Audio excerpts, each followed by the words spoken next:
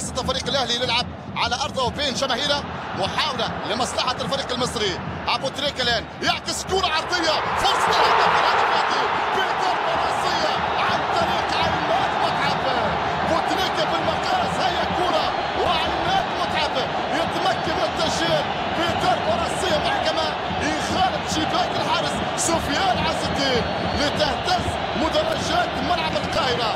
الاهلي يعلن عن تقدمه في هذا اللقاء، وعماد متعب يقول كلمه التفوق. فرحه كبيره في مدرجات ملعب القاهره.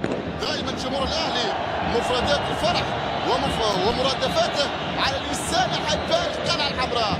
الاعاده من جديد في كره يمهدها ابو تريكه. عماد متعب اللي كان متمركز في التوقيت المناسب خالد سفيان عز الدين بهذه الراسيه، ويعلن عن اسبقيه لمصلحه فريق الاهلي. الاعاده مره اخرى في كره ابو تريكه، والكره طار معها عماد متعب ليتمكن من التسجيل. تتغير النتيجه، الاهلي ياخذ الاسبقيه بكره عماد متعب اللي غلط من خلالها حارس المرمى سفيان عز الدين. فرحه المدرب مانويل